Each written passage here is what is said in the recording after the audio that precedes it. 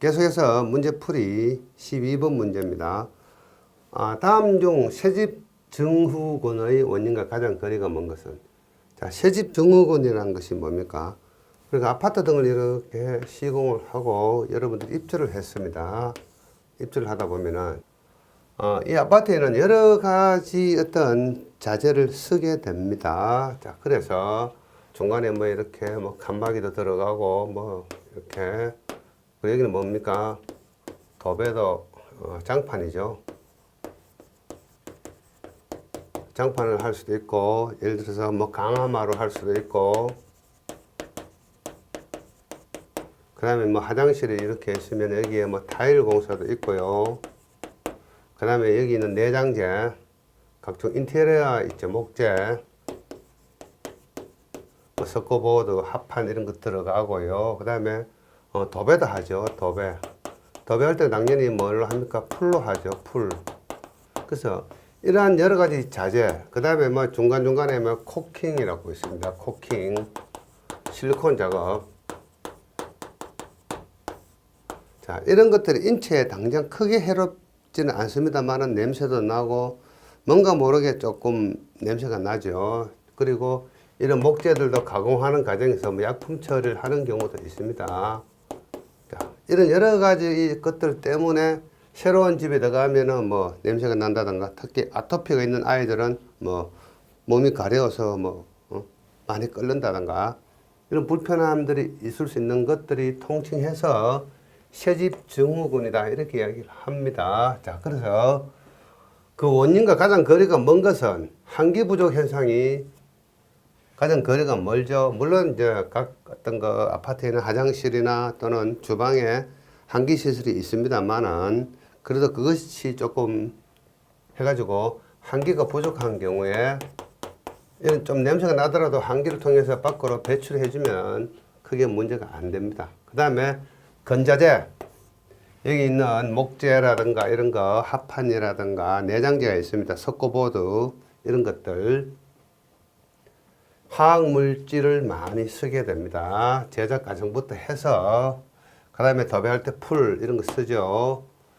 그 다음에 이제 뭐 생활용품으로 뭐 청소하면서 뭐 세제를 쓴다든가 이런 것들도 해당이 되겠고, 그 반면에 시공결함으로 인한 외부 공기 유입 현상, 뭐 시공결함 때문에 외부 공기가 유입하는 현상은 거의 없습니다만은 결함이라는 말을 빼고 외부 공기가 유입이 되면 어떻게 보면은 환기가 잘 되는 거하고도 상관이 있겠죠. 그래서 요 내용하고 요 내용은 정반대 이야기가 되겠네요. 그래서 정답은 4번이 가장 거리가 먼 곳이다 이렇게 생각하시면 되겠습니다. 그 다음에 13번 건축물의 기초에 관한 설명으로 옳지 않는 것은? 자, 대부분의 기사시험 문제는 옳은 것은, 옳지 않는 것은, 가장 거리가 먼 것은, 가장 옳은 것은 뭐 이렇게 이제 문제가 나오죠. 자, 건축물의 기초는 우리가 이런 시간에 많이 공부를 합니다. 자, 그래서 요 그림을 먼저 보여드릴까요? 자, 요 그림이 있습니다. 제가 이런 거 말씀드렸죠. 사람으로 치면은 사람 발이 이렇게 있는데 요것이 무릎이고 요것이 발목입니다. 그래서 요것을 기둥으로 치면은 기둥주자를 해서 주라고 이야기하죠. 그래서 발목의 요 끝단 요것을 우리는 각이라고 이야기합니다. 그것을 합쳐가지고 주각이다 이렇게 이야기하죠. 그래서 자, 이렇게 집안이 이렇게 있다고 생각하면은 이 발바닥까지를 기초판이다 이렇게 이야기합니다. 기초판이다. 푸팅. 이 하부를 지정이라고 이야기합니다. 요 그림, 자, 상부 구조, 주각 위쪽은 상부 구조고 주각 아래쪽은 하부 구조인데 하부 구조에 기초판이 있고 지정이 있다. 지정은 잡석 지정, 미착 콘크리트, 말뚝 지정 이렇게 나눌 수가 있다. 이렇게 기억을 하시고 이 문제를 다시 보겠습니다. 기초는 기초판과 지정을 총칭한다. 자, 요 지정하고 기초판을 합쳐가지고는 합쳐서 기초라고 이야기한다. 맞는 말이죠. 기초판은 상부의 응력을 집안에 전달한다. 자, 이런 집안에 있으면은 기초가 이렇게 설치가 되면은 상부에서 작용한 하중 P가 있습니다. 이 하중 P를 이 집안에 이렇게 가서 전달하는 역할을 한다. 맞는 말이죠. 자, 기초판의 크기는 기초판을 제외한 상부 구조의 하중과 지내력의 크기에 좌우된다. 자, 요것이 기초판이라고 이야기했죠. 그래서 자, 이것의 지내력은 어떤 개념인가 하면은 요 기초판 하부에서 요 기초판하고 상부에 있는 기둥하고 상부에 어떤 뭐 구조물이 있으면 구조물이 하중하고 다 합쳐가지고 이 무게를 우리는 P라는 하중이라고 생각을 하셔야 됩니다. 그래서 이 하중을 이 하부 집안이 견디는데 이 집안이 견디는 이 힘을 우리는 지내력이다 이렇게 이야기합니다. 그래서 지내력. 그래서 기초판의 크기는 기초판을 제한 게 아니죠. 포함한 상부 구조의 하중과 지내력의 크기. 이 지내력의 크기가 Q라면 Q는 당연히 하중보다 커야 됩니다.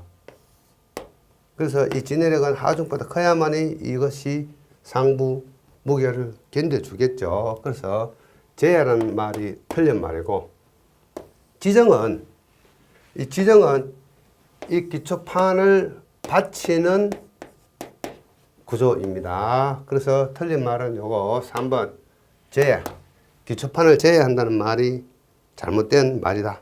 이렇게 생각하시면 되겠습니다. 자, 그래서 자, 우리 교재에 있는 기초판의 명칭과 구조 요 내용, 제가 설명한 내용을 그대로 차근히 여러분들 한번 읽어 보시기 바랍니다. 자, 교재에 있는 내용이니까 넘어가겠습니다. 자, 14번 문제입니다. 두 개의 기둥을 한 개의 기초판으로 받게 한 것이고 경계선에 접하여 기초판을 내밀 수 없을 때 쓰이는 기초는, 자, 뒤에 말은 뭐 잊어버리고 두 개의 기둥을 한 개의 기초판으로 받게 한 것. 자, 이것이 복합 기초인데 이것을 이야기하는 겁니다. 어떤 개념인가 하면은, 자, 여기에 제가 한번 그려보겠습니다. 기둥이 이렇게 또 하나 있고 여기에 또 기둥이 이렇게 하나 있습니다. 그래서 이 두 개의 기둥을 만약에 따로따로 기초를 하면은 어떻습니까? 이것을 따로따로 했다. 그럼 이것은 뭡니까? 독립적이죠. 그래서 독립기초이고 이것을 합쳐가지고 같이 이렇게 묶어서 기초판을 했다. 그러면은 복합적이죠. 그래서 복합기초이다. 이런 모양입니다. 이런 모양. 자, 그래서 요 그림은 요 기둥을 옆에서 이렇게 본 그림이죠. 그래서 이렇게 해서 기둥이 이렇게 올라간다면은 이것은 위에서 내려다 본 그림입니다. 평면도. 이것이 기둥 자리면은 기둥이 이렇게 설치가 되고, 요거는 뭐죠?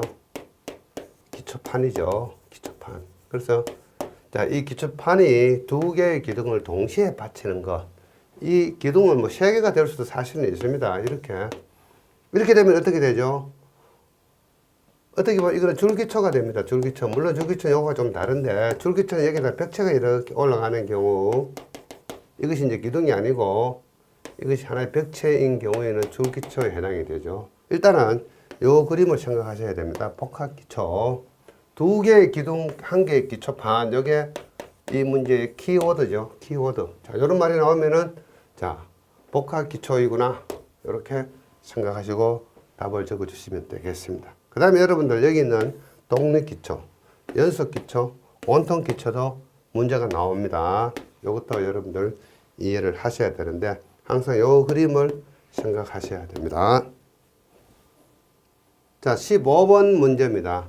다음 중 기초의 분류상 직접 기초에 속하지 않는 것은, 자, 기초를 크게 분류할 때 직접 기초와 깊은 기초가 있습니다. 조금 전에 우리가 이런 거 공부하셨죠. 자, 이런 기초가 있으면은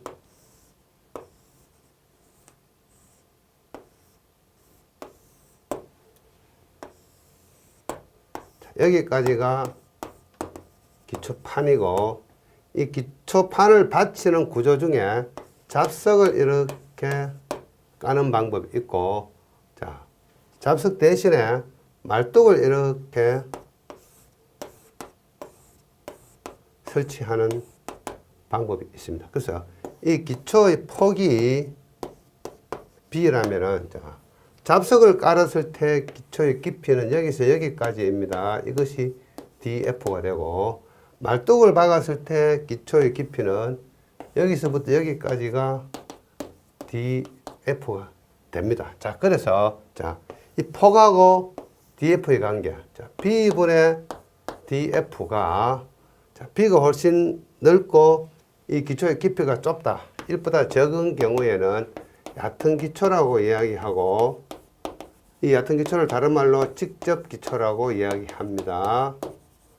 그 다음에 말뚝을 박았을 경우, 자, B분의 DF가 1보다 크다. 깊이가 훨씬 크죠. 자, 이러한 경우에는 깊은 기초라고 이야기하고, 이것을 다른 말로 말뚝을 박은 말뚝 기초라고 이야기를 합니다. 자, 그래서 직접 기초에 속하지 않는 것은, 자, 우리가 앞에서 이런 얕은 기초에 대해서 여러 가지 형식을 봤습니다. 복합 기초, 독립 기초, 온통 기초. 자, 앞으로 잠깐만 돌아가겠습니다.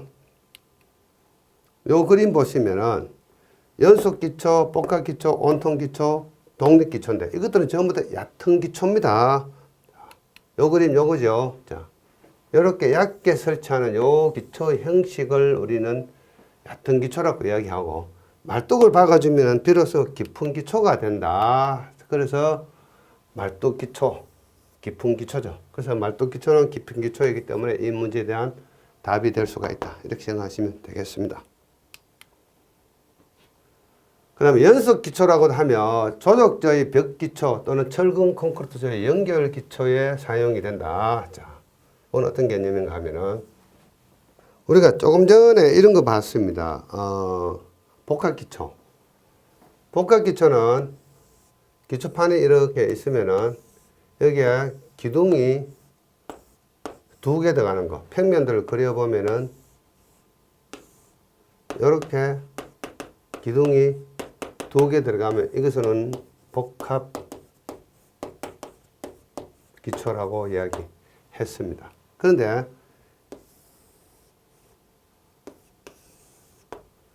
자, 기둥이 기초판에 이렇게 있으면은 기둥이 여러 개가 있다. 그래서 이 기둥을 여러 개를 같이 연결해 주기 위한 이런 기초판을 만들었다.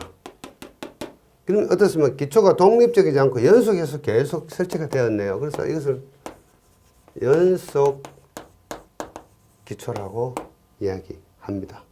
그래서 줄로 되어 있네요. 그래서 줄 기초라고 이야기합니다. 자, 여기서 이렇게 기둥이 연속될 수도 있고, 여기 이제 이번에는 이런 벽돌벽을 이렇게 설치를 했다. 그래서 벽돌벽이 이렇게 평면상으로 봐서 설치가 되어 있다. 자, 이런 것도 줄기초 또는 연속기초이다. 자, 그래서 조적조의 벽기초, 여기 조적조죠. 조적조의 벽기초 또는 철근 콘크리트조의 연결기초. 자, 철근 콘크리트조에서 이런 기둥이 있다면은 기둥 하부를 이렇게 연결해주는 기초. 이것을 우리는 연속기초, 줄기초 이렇게 이야기합니다. 정답은 뭐죠? 줄기초. 자, 그 다음에 17번 문제. 건물 바닥 전체가 기초판으로 되어 있는 형식은, 전체라는 말에 귀를 기울이셔야 되겠죠. 온통이다. 온통. 그래서 한 통이다. 한 통이랑 같이 설치된다. 그래서 이것을 우리는 온통 기초. 전체적으로, 전체적인 면적으로 전면 기초. 영어로 하면 매트 기초, 매트 파운데이션 이런 말을 씁니다. 그래서 건물 바닥 전체가 기초판으로 된 기초 형식이다. 돈은 좀 많이 들어가지만 가장 확실한 방법입니다. 요게. 자, 그래서 이런 건물을 짓고자 하면은 여기에 말뚝을 일정한 간격으로 많이 박는 경우에 말뚝을 박아 놓고 자 여기에 말뚝이 이렇게 박혀 있으면은 이 상부를 전체를 묶어 가지고 이렇게 콘크리트를 쳐버립니다. 이런 형태로 말뚝이 수도 없이 많이 박혀 있겠죠. 일정한 간격으로.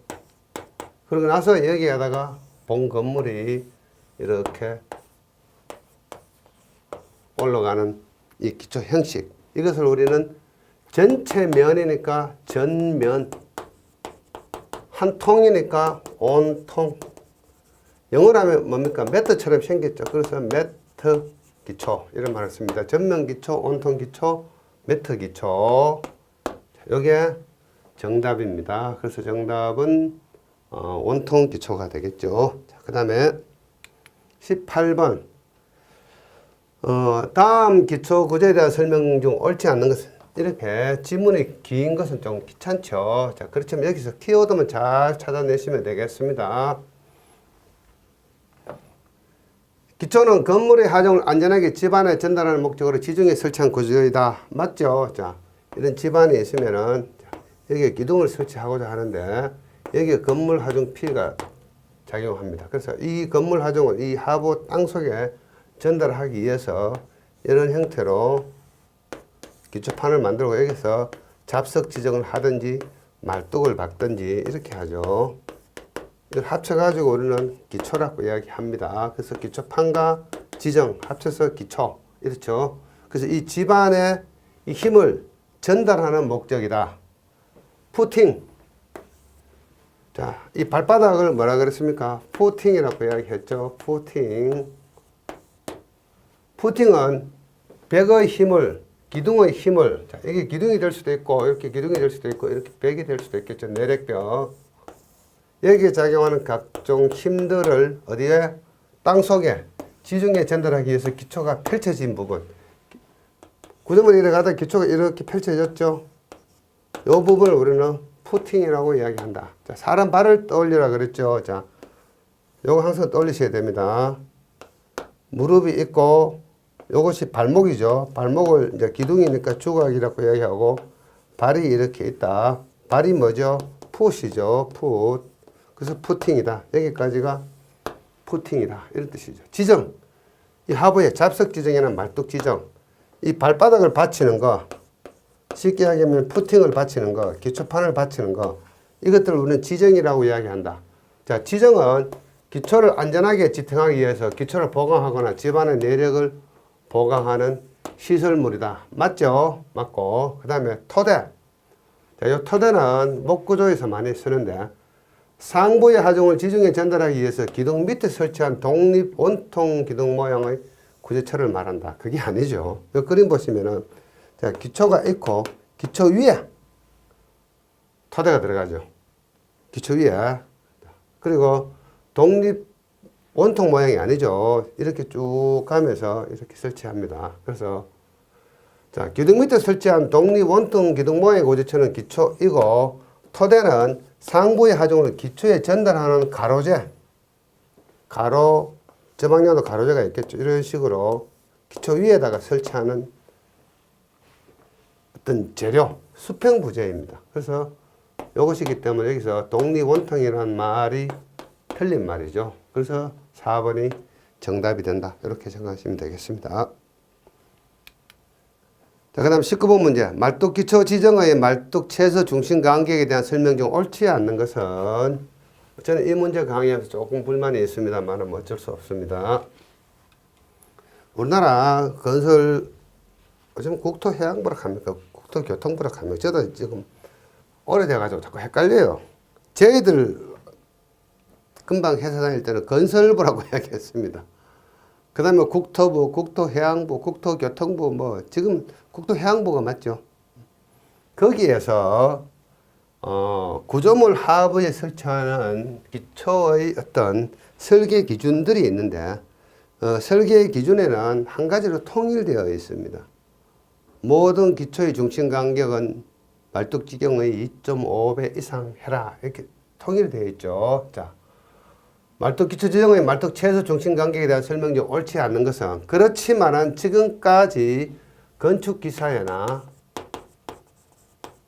건축 설비 기사의 어떤 건축 일반에서 이 기초 이야기가 나오면은 이 이야기가 그대로 전승이라 그럴까요? 계승. 하나의 어떤 정답이라고 알려져 있는 내용들이 있습니다. 그것이 정답입니다. 지금은 통일되어 있지만은 어쩔 수 없습니다. 우선 팁부터 보겠습니다. 말뚝 기초의 간격과 배열은 구조물 기초 설계 기준을 하고 있습니다. 국토해양부네요. 말뚝의 중심 간격은 2.5D 이상, 모든 종류에 관계없이 이것이 공통입니다. 그리고 기초 측면과 말뚝 중심 간의 거리는 1.25D 이상, 이게 공통인데 지금까지 이러한 내용들이 어떻습니까? 건축 기사나 건축 설비 기사에 하나의 어떤 기초에 대한 내용이고 정답이라고 알려져 있기 때문에 어쩔 수 없이 여러분들은 그대로 공부를 하셔야 됩니다. 우선 팁을 보겠습니다. 자, 종이물 중심 간격, 설계 기준 등에는 별도로 명시되어 있지 않지만 지금까지 이것이 정답이라고 알려져 있습니다. 그래서 말뚝의 형태, 말뚝 중심간 최소 간격. 자, 나무 말뚝은 60cm 이상, 2.5D 이상. 2.5D는 뭐 같네요. 기성 콘크리트 말뚝은 75cm 이상 또는 2.5D 이상. 2.5D는 동일합니다. 단 메이 말뚝을 배치할 때는 2.0D 이상. 메이 말뚝이라는 이야기는 뭔가 하면은 때려 박는 방식 말고 이 집안에 이렇게 생긴 오거라는 것이 있습니다. 집안에 구멍을 뚫는 기계 장치가 있어요. 또는 T4라는 개념도 있는데 오거. 이 오거로 구멍을 뚫고 다시 오거를 빼내고 이 구멍 속에다가 말뚝을 이렇게 집어넣고 이 부분은 벤토나이트라든가 그 다음에 시멘트 물로 채워 넣습니다. 그라우팅 작업을 하는데, 자, 이것이 우리는 메인 말뚝이라 이렇게 이야기합니다. 메인 말뚝인 경우에는 2.0D 이상 이렇게 되어 있죠. 자, 여기 보시면은 제자리 현장 타설 콘크리트 말뚝, 메인 콘크리트 말뚝, 또 현장에서 구멍을 뚫어서 여기다가 철근망을 집어넣고 콘크리트를 타설하는 방식은 제자리 말뚝, 현장 타설 콘크리트 말뚝이라고 이야기합니다. 이러한 경우에는 2.0D 이상 또는 말뚝머리 직경 플러스 100cm 이상 이렇게 하도록 되어 있고, 강말뚝일 때, 강간 파일일 때 이런 경우는 2.0D 이상, 75cm 이상 이렇게 구분이 되어 있는데, 최근에 가장 최근의 건설 기준에서는 기초말뚝에 대한 설계 기준에서는 2.5D 이상만 만족하면 된다고 한 가지로 통일되어 있습니다. 사실은 그렇지만은 지금까지 일반적으로 적용되어 왔던 이 기준들은 계속해서 출제가 되기 때문에 이 기준을 여러분들 암기를 좀 하고 계셔야 됩니다. 그리고 나무 말뚝, 대한민국 전국에 어디 가봐도 나무 말뚝 쓰는 곳 없습니다. 예를 들어서 내가 개인적으로 집을 짓는다. 뭐 집을 짓다 보니까 자 여기에 이렇게 해서 땅이 좀 무르더라. 뭐 간단한 이렇게 간단한 단층집을 내가 짓고 싶다. 그러면 현장에서 내가 주변에 있는 나무를 구해가지고 백호 등으로 이 부분에 이렇게 나무로 말뚝을 박을 수는 있습니다. 개인적으로는 나무 말뚝을 박고 여기다가 콘크리트를 치고 내가 살만한 집을 지을 수도 있는데 지금 국내 건설에서 나무 말뚝을 쓰는 경우는 없습니다. 콘크리트 말뚝이나 강말뚝이 워낙 자재가 좋고 그렇게 비싸지 않기 때문에 전부 다 안전한 그런 말뚝을 쓰지 이런 나무 말뚝으로 건축 공사하는 경우는 뭐 거의 없다 이렇게 생각하시면 되겠습니다. 자, 다음 중 흙의 간극비를 표현한 것 중 가장 옳은 것은, 자, 이것은 흙의 삼상이라 그래가지고 제가 흙의 삼상에 대한 설명을 이론적으로 설명을 드렸는데 그것부터 먼저 보겠습니다. 자, 흙은 흙입자하고 물하고 공기로 구성이 되어 있습니다. 자, 여기에 만약에 이런 집안에 흙 알맹이가 이렇게 있다면은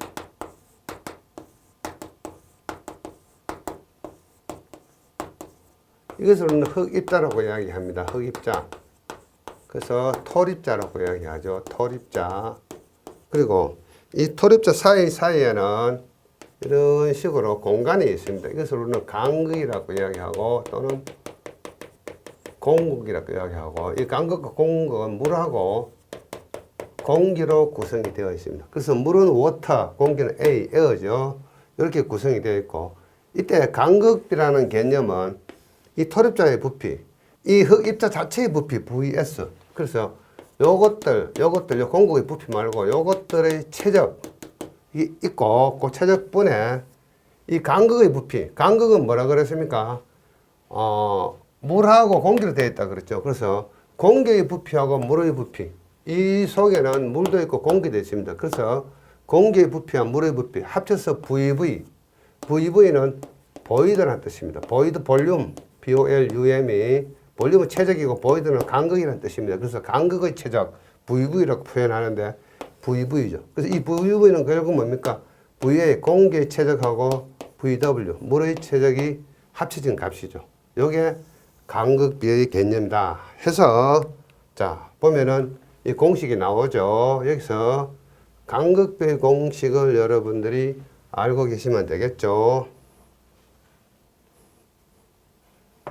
자, 그래서 간극비는 흙부피분의 간극의 부피. 흙부피는 VS.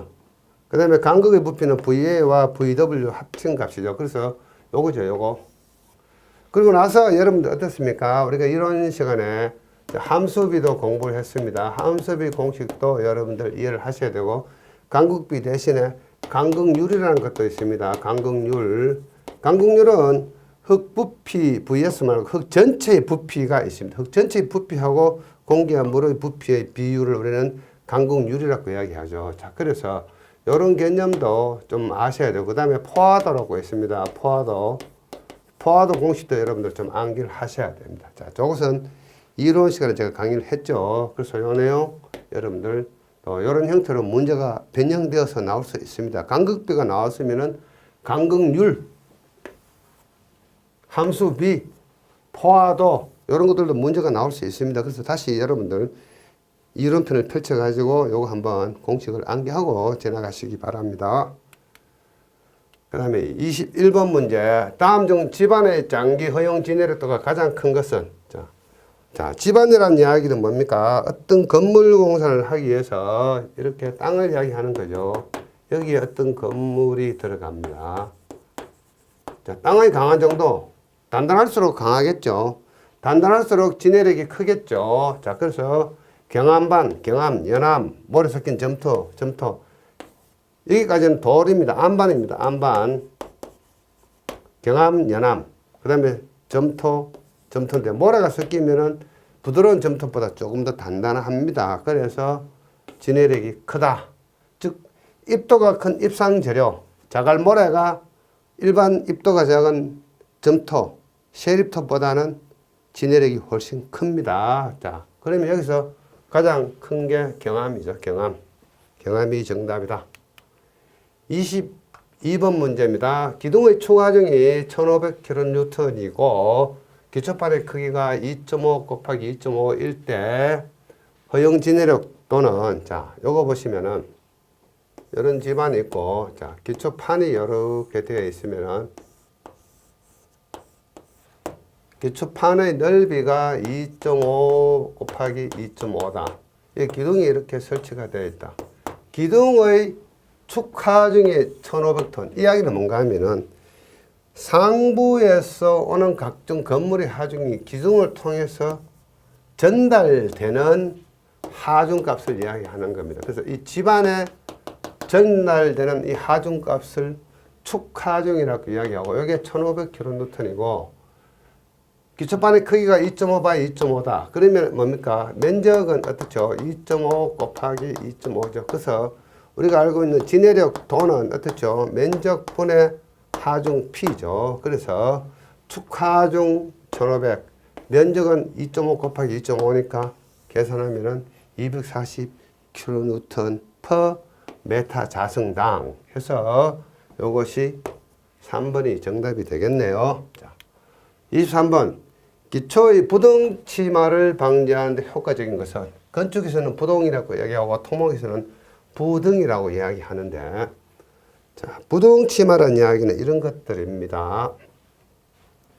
자, 여기에 이런 건물이 있는데, 자, 이것이 이런 식으로 집안이 침하할 수도 있겠죠.